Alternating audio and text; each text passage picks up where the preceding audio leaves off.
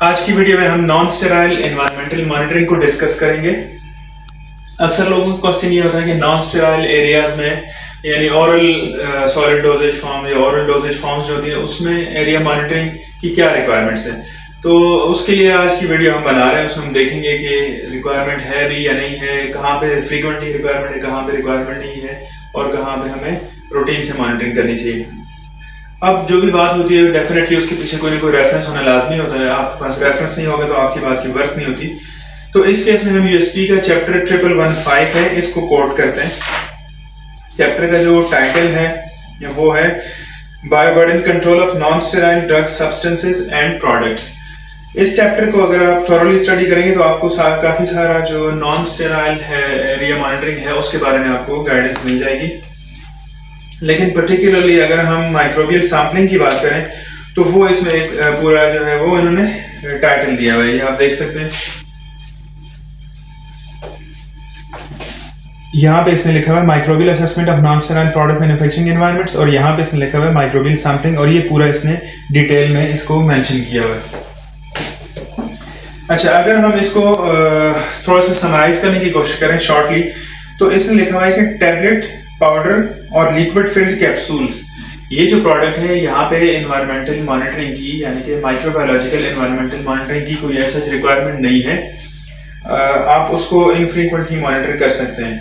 जो areas highly risk areas होते हैं जिनकी आपको उसकी जरूरत होती है मॉनिटरिंग की, उसमें इसमें लिखा हुआ है कि आपने जो इनहेलेंट प्रोडक्ट्स हैं या लिक्विड प्रोडक्ट्स हैं, क्रीम्स एंड लोशंस वगैरह, ऐसी प्रोडक्ट्स में आपने सिरप्स वगैरह वहां पे आपने फ्रीक्वेंटली मॉनिटरिंग करनी है।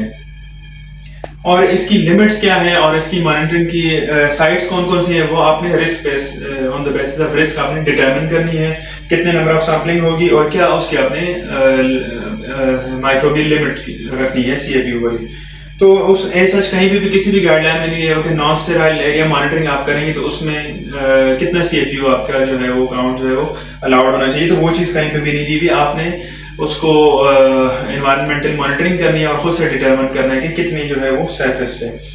सेकेंडली, अगर आप स्टेराइल एरिया की बात करें या क्लीन रूम्स की बात करें, उसमें एक्शन और अलर्ट लिमिट का भी कॉन्सेप्ट है। तो in case of non sterile areas यहाँ पे एनवायरमेंटल मॉनिटरिंग में एक्शन और अलर्ट लिमिट की कोई रिक्वायरमेंट नहीं है एज पर यूएसपी 1115। इसमें ये वाला चैप्टर पढ़ेंगे तो आपको काफी सारी इंफॉर्मेशन मिल जाएगी।